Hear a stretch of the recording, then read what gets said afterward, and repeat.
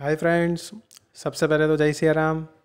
आज हम लोग पढ़ेंगे standard 12th commerce English medium subject economics, और उसमें जो 4 इंडिकेटर्स में से 2 इंडिकेटर्स मैंने आपको पिछली बार समझाए थे, growth rate of national income and growth rate of per capita income. दोनों इंडिकेटर के हिसाब से देश का डेवलपमेंट कब हुआ कि according to the indicator of growth rate of national income and according to the growth rate of per capita income as an indicator, देश का डेवलपमेंट कब होगा, ये मैंने आपको पिछले वीडियो में समझाया था।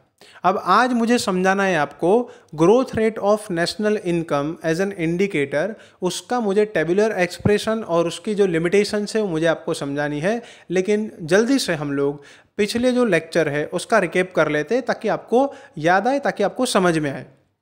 तो मैंने पिछले लेक्चर में आपको ये बोला था कि जो राष्ट्रीय आय का वृद्धि दर है और जो प्रति व्यक्ति आय का वृद्धि दर है, ये जो निर्देशक है, ये जो इंडिकेटर है, इसके हिसाब से हम कब ऐसा बोल सकते हैं कि हमारे देश का आर्थिक विकास हो रहा है। तो तब हम बोल सकते हैं जब हमारे देश की जो वास्तविक राष्ट्रीय आय है वो अगर लंबे समय तक कंटिन्यूअस, अगर लंबे समय तक अगर लगातार बढ़ती जाए तो हम ऐसा बोल सकते हैं कि हमारे देश का आर्थिक विकास हो रहा है। और अगर प्रति व्यक्ति आय में ऐसा बोलना है तो कब बोल सकते हैं? तो सेम टू सेम, अगर किसी भी देश में या तो हमारे देश में अगर प्रति व्यक्ति आय लंबे समय तक लगातार बढ़ती रहती है तो हम ऐसा बोल सकते हैं कि हमारे देश में प्रति व्यक्ति आय बढ़ी है। According to the growth rate of national income, a country is said to have attained economic development if there is continuous increase in national income और national income of the country for long period of time. और यही पर capita income के लिए भी apply होता है, जिसमें नेशनल इनकम की जगह आपको पर कैपिटा इनकम लिख देना होता है। According to the growth rate of per capita income as an indicator, a country is said to have attained economic development if there is continuous increase in real per capita income of the country for long period of time. फिर दोनों में कि development कब higher rate से हुआ है, कब lower rate से हुआ है, कब डेवलपमेंट स्टेगनेंट है, मतलब अब बढ़े नहीं है, या तो कब नेगेटिव डेवलपमेंट हो रहा है, वो मैंने पिछले वीडियो में आपको बहुत डिटेल में समझा दिया। अब मुझे इस वीडियो में आपको समझाना है growth rate of national income जो इंडिकेटर है वो मुझे आपको समझाना है। दोस्तों, सबसे पहले ये टेबल के ऊपर ध्यान दो जो अभी आपको स्लाइड के तौर पर दिख रहा है। एक स्लाइड में दिख रहा है टेबल 2.1। वो जो टेबल है उसके जरिए हम समझेंगे कि इंडिया किस लेवल पर किस स्पीड से ग्रो कर रहा है। तो सबसे पहले हम टेबल में क्या लिखा है पहले तो वो देखेंगे। कंट्री मतलब कोई भी देश, और annual growth rate of national income in percent, कि हर साल वहाँ पर वार्षिक राष्ट्रीय आय का वृद्धि दर क्या है, मतलब हर साल राष्ट्रीय आय कितने प्रतिशत से बढ़ती है। तो नॉर्वे में एवरेज एनुअल ग्रोथ रेट क्या है नेशनल इनकम का? 2.2%। अमेरिका में क्या है? 2.4%। श्रीलंका में 4.5%। चाइना में 7.3%। इंडिया में भी 7.3% और पाकिस्तान में 4.7%। अब दोस्तों, ये जो टेबल है ये समझा रहा है कि किस गति से राष्ट्रीय आय बढ़ रही है, किस स्पीड से हम ग्रो कर रहे हैं। तो इसमें नॉर्वे और अमेरिका की स्पीड ज़्यादा नहीं है, लेकिन इंडिया की स्पीड, चाइना की स्पीड, हम लोग बहुत तेज गति से आगे बढ़ रहे हैं। तो क्या इसका मतलब इंडिया और चाइना अमेरिका और नॉर्वे से भी आगे? चलो चाइना की बात जाने दो, क्या इंडिया नॉर्वे और अमेरिका से भी आगे? नहीं। इंडिया वो तेज गति से भाग जरूर है, हम तेज गति से आगे बढ़ रहे हैं, लेकिन अमेरिका और नॉर्वे ने ऑलरेडी बहुत ज़्यादा डेवलपमेंट कर लिया है। अमेरिका और नॉर्वे ने ऑलरेडी बहुत ज़्यादा डेवलपमेंट कर लिया है, इसकी वजह से उनकी जो स्पीड है वो अभी कम है। हमें तेज गति से आगे बढ़ना ही पड़ेगा क्योंकि उनकी पर कैपिटा इनकम और हमारी पर कैपिटा इनकम में बहुत गैप है, और वो गैप फिलअप करने के लिए हमें बहुत तेज गति से आगे बढ़ना होगा। मैं फिर से बोल रहा हूँ कि वो क्यों कम स्पीड से आगे बढ़ रहे हैं, क्योंकि वहाँ पर डेवलपमेंट ऑलरेडी हो चुका है। उनको तो सिर्फ मेंटेन करना है, उनको तो इकोनॉमिक ग्रोथ करनी है, जबकि हमें तो बहुत फास्ट इकोनॉमिक डेवलपमेंट करना है और डेवलप्ड कंट्री के तौर पर हमें अपने आप को विकसित करना है। तो टेबुलर एक्सप्रेशन याद रखना दोस्तों, क्यों अमेरिका और नॉर्वे की जो ग्रोथ रेट है वो कम है और क्यों इंडिया की ज़्यादा है। Tabular expression Some countries have a faster rate of growth of national income when compared to the rate of growth of national income, and hence such countries are said to have a higher rate of economic development. यहाँ पर दिख रहा है कि कुछ जो देश है उनका जो ग्रोथ रेट है नेशनल इनकम का वो ज़्यादा है, तो हम ऐसा बोल सकते हैं कि उनका इकोनॉमिक डेवलपमेंट का रेट भी ज़्यादा है, जैसे कि India. It can be seen in table 2.1 that countries like Norway, America, Sri Lanka and Pakistan have a slower annual growth rate of national income as against India. हम देख रहे हैं टेबल 2.1 में नॉर्वे, अमेरिका, श्रीलंका और पाकिस्तान का जो growth rate है national income का वो इंडिया से कम है. Hence, it can be said that India's growth rate is higher than that of these countries. हम ऐसा बोल सकते हैं कि हमारा जो ग्रोथ रेट है वो इन सब देशों से ज़्यादा है. लेकिन अब देखो क्या लिखा है यहाँ पर. Today India is considered to be one of the fastest developing countries of the world. आज पूरी दुनिया में भारत जो है वो सबसे फास्ट डेवलप कर रहा देश है. Emerging countries of the world भी बोलते हैं, fastest emerging country of the world. सबसे तेज गति से विकास कर रहा देश है आज भारत देश. But it should be remembered that countries like Norway and America had impressive growth rate already, though they are growing at a rate of 2 to 3% per annum in the present. पर हमें याद रखना चाहिए कि नॉर्वे और America जिसकी growth rate अभी हमें कम दिखाई दे रही है, उन्होंने ऑलरेडी डेवलपमेंट कर लिया है. उन्होंने पास्ट में बहुत ज़बरदस्त परफॉर्मेंस दे दिया है. अब तो उनको सिर्फ खाली मेंटेन करना है. आशा रखता हूँ आपको ये टेबुलर एक्सप्रेशन समझ में आया होगा. अब मैं आपको समझाता हूँ इसकी लिमिटेशंस.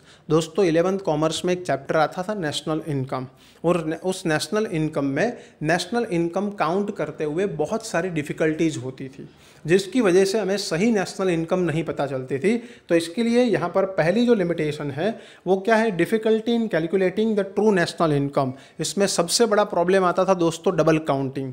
एक की एक इनकम जब एक से ज़्यादा बार गिनी जाती है, एक की एक इनकम जब एक से ज़्यादा बार गिनी जाती है तो हमारी इनकम जितनी होती है सही मायने में उससे कहीं ज़्यादा आती है, जिसको हम बोलते हैं डबल काउंटिंग.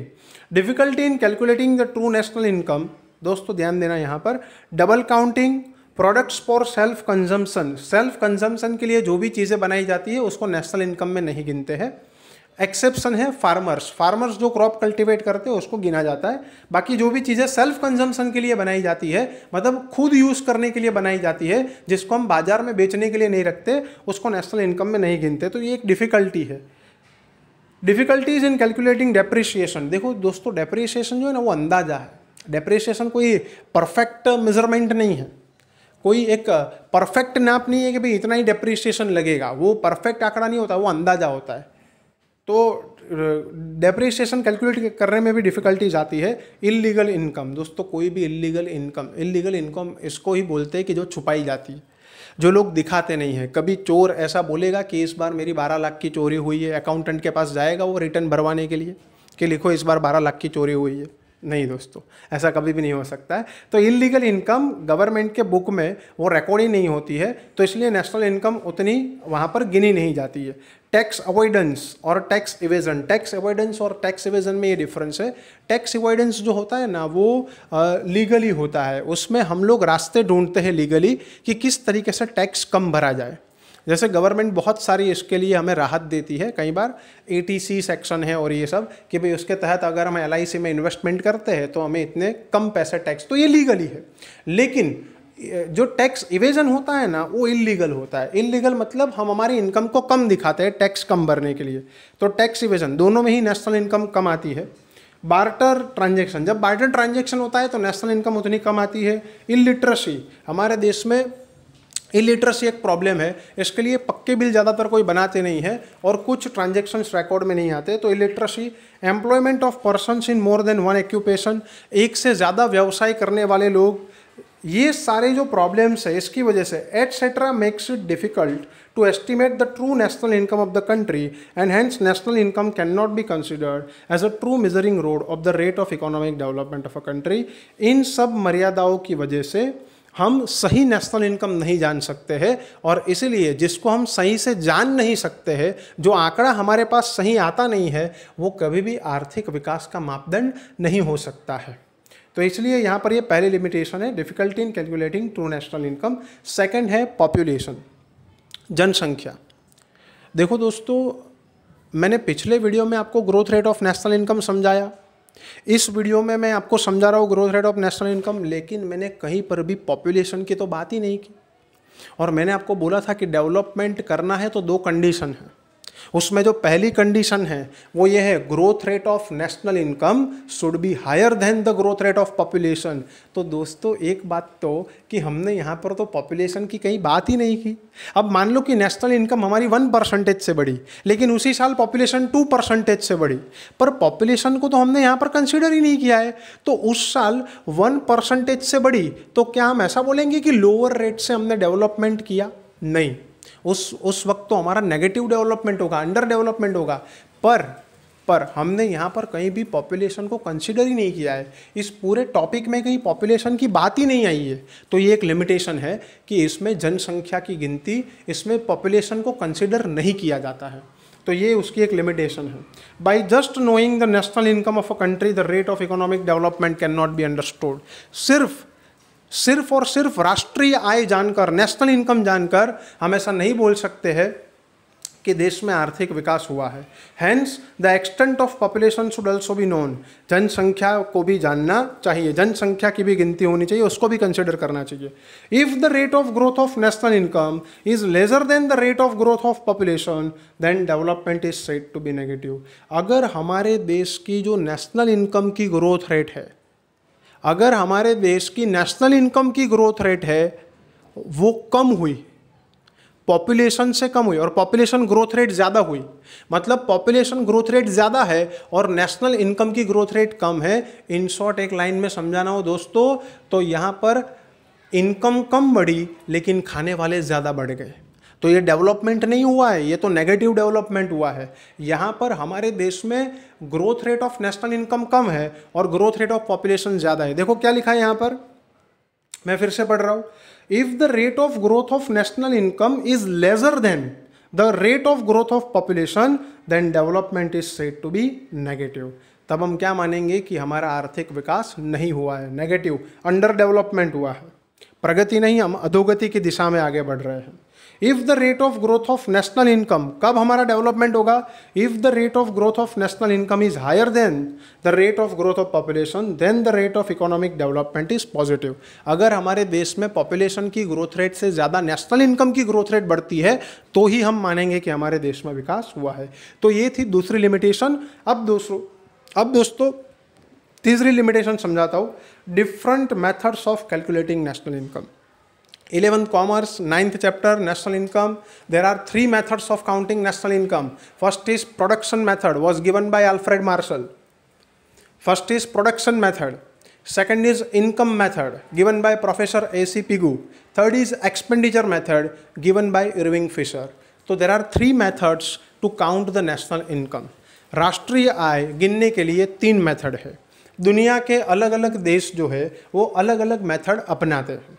जैसे कि इंडिया जो है वो प्रोडक्शन मेथड अपनाता है। अमेरिका, इंग्लैंड, जर्मनी, जापान जैसे जो विकसित देश है, खास करके ज़्यादातर जो विकसित देश है वो इनकम और एक्सपेंडिचर मेथड से नापते हैं अपनी राष्ट्रीय आय को, नेशनल इनकम को, और जो डेवलपिंग कंट्री है वो प्रोडक्शन के जरिए अपने देश की नेशनल इनकम को नापते हैं। दोस्तों यहाँ पर कहीं पर लिखा नहीं है, उसका बेसिकली उसका एक ही रीज़न है कि हमारे जैसे देशों में इलिटरेसी होने की वजह से, अवेयरनेस कम होने की वजह से लोग अपनी सही इनकम नहीं दिखाते हैं। इसलिए हम हमारे जैसे देशों में, डेवलपिंग कंट्री में इनकम और एक्सपेंडिचर मेथड से अगर गिनेंगे तो नेशनल इनकम बहुत ही कम आएगी, जबकि विकसित देशों में लिटरेसी लेवल ज़्यादा होता है, अवेयरनेस ज़्यादा होता है, इसलिए ज़्यादातर वो लोग अपनी इनकम दिखाते हैं। ऐसा नहीं कि सब लोग वहाँ पर अपनी इनकम दिखाते हैं, लेकिन ज़्यादातर लोग अपनी इनकम दिखाते हैं, सही इनकम, इसलिए वो इनकम और एक्सपेंडिचर मेथड से गिन सकते हैं। तो डेवलपिंग कंट्रीज़ ज़्यादातर प्रोडक्शन मेथड से गिनते हैं और डेवलप्ड कंट्रीज़ ज़्यादातर इनकम और एक्सपेंडिचर मेथड से गिनते हैं। प्रॉब्लम यहाँ पर एक ही है दोस्तों कि जब किसी की हमें कंपेरिजन करनी हो ना तो स्टैंडर्ड एक जैसा होना चाहिए। अगर मुझे सारे स्टूडेंट्स की कंपैरिजन करनी है तो सबके परसेंटेज ही होने चाहिए, तो स्टैंडर्ड एक जैसे होने चाहिए। अब कोई देश प्रोडक्शन मेथड से नापता है, कोई इनकम मेथड से नापता है, कोई एक्सपेंडिचर मेथड से नापता है, तो मैं उसकी कंपैरिजन नहीं कर सकता हूँ क्यों, और अगर कंपैरिजन करूँगा तो मुझे जो रिजल्ट मिलेगा वो सही पिक्चर नहीं मिलेगा। आप समझ रहे हो दोस्तों मैं क्या बोल रहा हूँ? तो यहाँ पर यही प्रॉब्लम है कि जब अगर हम नेशनल इनकम अलग अलग देश अलग अलग तरीके से नापते तो उनकी कंपैरिजन नहीं हो सकती है, और अगर होगी तो आपको सही पिक्चर नहीं मिलेगा, आप सही जो परिस्थिति है वो नहीं जान पाओगे।